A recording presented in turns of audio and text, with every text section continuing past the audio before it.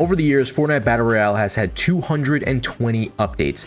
Yes, I actually counted, and no, I'll never get that time back. And that's not even counting hotfixes, just the major downtime updates. Anyway, some of these updates have been bad, some of them did practically nothing, but most of them were good. And today I wanted to look back at some of the best Fortnite updates. And for obvious reasons, season and chapter launches won't be included. But first, real quick, I don't like asking people to subscribe before the video even starts because that's kind of cringe, like you haven't even watched it yet. But if you're a returning viewer, I just ask that you at least consider subscribing. I'm actually the only Fortnite channel on YouTube.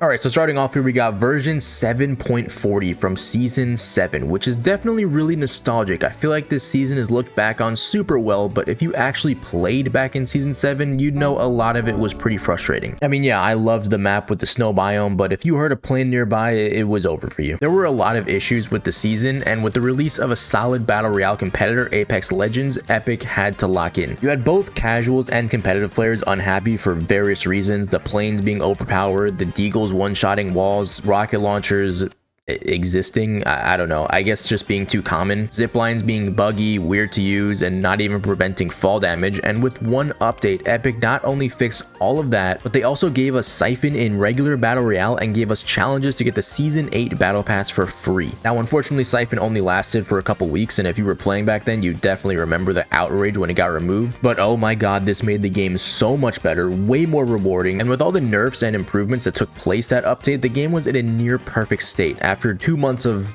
this. I mean, honestly, why did he do that? 2 planes? Are you fucking serious?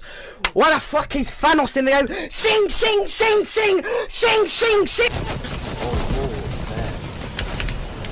Oh. Hey, GG's, bro. You fucking cocksucking fucking bad game.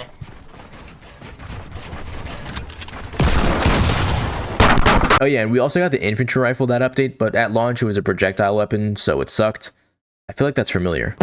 Moving on, we've got the version 14.10 Stark Industries update, and it seems like this is probably the most iconic mid-season update since it's obligatory to bring it up anytime you're talking about Chapter 2 Season 4. Fortnite drops the biggest mid-season update. Let me just say, obviously this is a great update, but it was an even better marketing scheme. I mean, look at the original Season 4 map, bro. Let's be real. This is ass. So you launch the season with a Marvel theme, a really strong loot pool, and continue the hype the next update with the giant upstate New York biome with Stark Industries. Yeah, whatever employee that came up with that release strategy was cooking. Anyway, onto the actual update, we got this insane map change, and Stark Industries aside, the biome looked amazing and was so refreshing after looking at the same piss green color on the Chapter 2 map for almost a year. But of course, we got the Iron Man stuff, and even if you didn't care for his mythics, the Stark chests and the vault in that place gave insane weapons. You were pretty much guaranteed a purple or gold pump just by landing there. This was also the beginning of the Marvel LTMs with the knockout mode, so all around peak. Next up, we got a bit of a sneak here. It's going to be Chapter 5 Season 2 version 29.20, and this might have been the greatest update of all time because it's when I got my supported creator code. So make sure to be using code Tedesco when picking up anything from the item shop. Okay, I guess you could say I'm breaking the only rule that I set for this video, that season launches couldn't be included, because we gotta include Chapter 3 Season 2 version 20.0 for the introduction of Zero Build and New Movement. Zero Build is such a big thing on its own, and it doesn't have to be specifically tied to Chapter 3 Season 2, that's just when it happened to release. But if you want to get really specific, technically on launch there was only one Battle Royale playlist that was forced Zero Build, and then about a week later in a hotfix, they introduced separate permanent build and zero build modes. Anyway, when it first dropped, I was not a fan. I'd been playing the game with builds for around 4 years at that point, so to just completely remove that skill set and introduce an importance of positioning in Fortnite, something that for the most part wasn't required in non-ranked modes, I don't know, it just kind of threw me off, and I wanted to go straight back to builds. The new movement though, on its own, one of the best changes this game has ever seen. And it's crazy that before Chapter 4's OG season, and even with the release of the OG mode, people were genuinely saying that the new movement shouldn't be included because it's not OG. Fuck no. I always thought Fortnite was generally slow, and for a time I thought the perfect solution would have just been something like CSGO, where you would run faster if you had your pickaxe out. Wait, they made that a boon? That's actually pretty cool. So shout out to sprinting and mantling. All my homies love sprinting and mantling.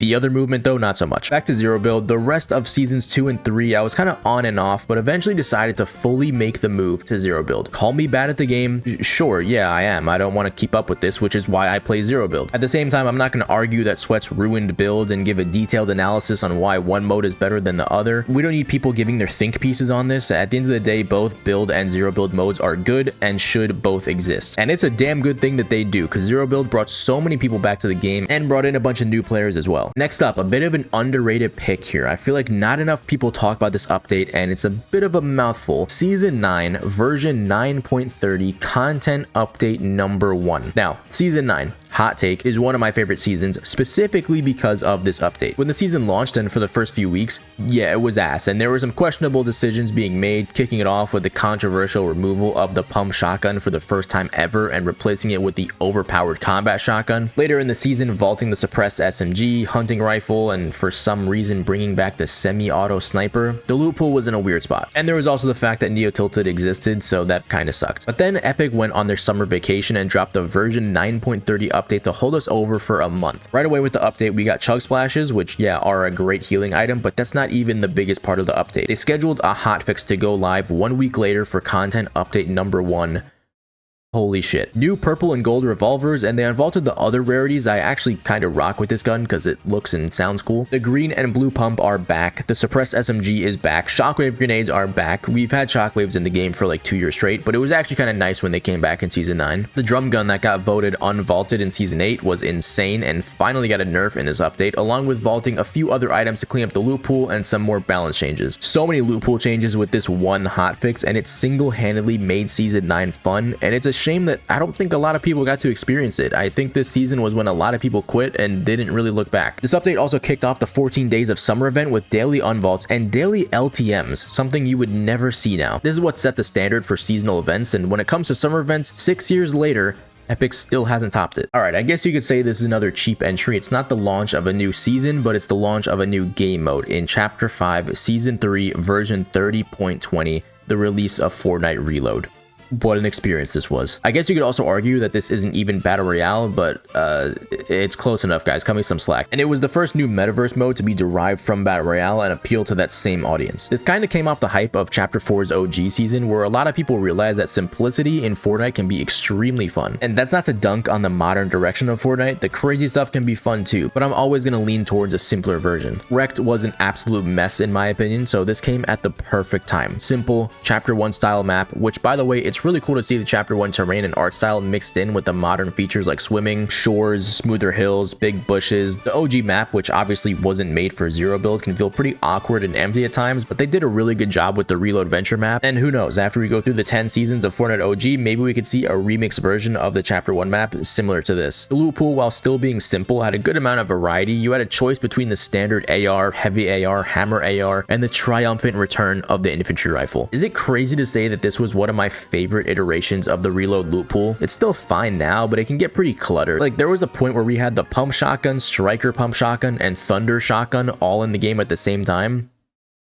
Why? Oh, and back when Reload first released, you didn't feel obligated to carry a mammoth pistol or a red dot AR. As I said, you had options. Anyway, that's enough glazing the original loot pool. I guess we gotta talk about the actual Reload mechanic, the concept of automatically rebooting as long as one of your teammates is alive. That may or may not have been stolen from COD, but that's alright, we don't need to get into that. It just makes squad matches so much better. Even with reboot bans in Battle Royale, if you go down and have to wait for your teammates to finish a fight or get away so you could finally get rebooted with a great pistol, it's just boring. But with Reload on a smaller map with non-stop automatic reboots until a certain zone, coupled with the fact that on launch there were no bots, yeah, it was perfect. So thank you Reload for indirectly sort of saving Chapter 5 Season 3. The most wanted event from Chapter 4 Season 1 version 23.40 was really weird because this was an amazing update that was just randomly thrown into the season for 2 weeks. Not a seasonal thing, not a collaboration, just a random epic original event that doesn't have anything to do with the season's theme, and they cooked. After not getting any new exotics for the entirety of Chapter 3, Epic dropped 5 brand new exotic weapons with this update, and they're all actually good. weapon. Nothing like the dub having the downside of knocking you back, or the marksman 6-shooter having the downside of being a 6-shooter. The high-stat exotics are extremely powerful and just fun to use. They also brought back a couple of classic Fortnite weapons and some older exotics, and gave us the brand new heat mechanic where you'll basically level up as the match goes on, kind of like the superhero tier system we have now, but leveling up your heat made you move faster and regenerate health and shield. It did mark you on the map, but at heat level 4, where you're regenerating max health and shield and moving 25% faster, that downside really didn't do much, and you were probably playing the match aggressively anyway. It also had a mini event pass, which was the first and to this day the only event pass not tied to a collab. Epic just did it for the love of the game. What's y'all's favorite season?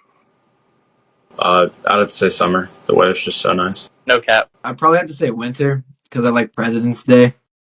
Chapter 3, Season 1. Next up, we got Chapter 3, Season 1, a fan favorite, a personal top 5 season for me. And there were a couple updates here to choose from. We had the Tilted Towers update that also added a new grenade launcher and Colombo, the Covert Cavern update that also brought the new heavy shotgun. So some of you guys might disagree with me for my pick, but hear me out. I'm going with the first hotfix of this season in version 19.0 that added the Spider-Man web shooters and nothing else. Is this one hotfix better than Tilted Towers in its entirety, than Colombo in its entirety? In my opinion, yeah, easily. You use the Spider-Man gloves every single match. Guys, we all landed under that one bridge to get the web shooters. We all had a rough idea of the spawn points across the map. And this wasn't some mobility items like the one we see now where you need to pick it up or you won't even have a chance. You got the web shooters every game because they were just so fun. A staple of Chapter 3 Season 1 and one of the biggest reasons why that season is so highly regarded. For our last pick here, we've got Chapter 5 Season 4, version 31.40 that brought Fortnitemares 2024. I don't know what got into Epic after such a shitty chapter. They randomly decided to lock in for the last 2 weeks of it, and I think it's safe to say out of all the Fortnitemares we've had, this one is objectively in the top 3, and it's my favorite by far. We got our usual returning stuff like the pumpkin launcher, the broom, and they brought back the wood stake shotgun from the previous year's Fortnitemares, but then we got the new boom billy, which I didn't really care about, and the chainsaw, an extremely good melee / mobility item, which probably would have been really annoying if we had to put up with it for the entire season and people got good with it, but it was only in the game for the 2 weeks that Fortnitemares lasted, so I'm cool with that. But by far, my favorite change was that they vaulted the Black Panther claws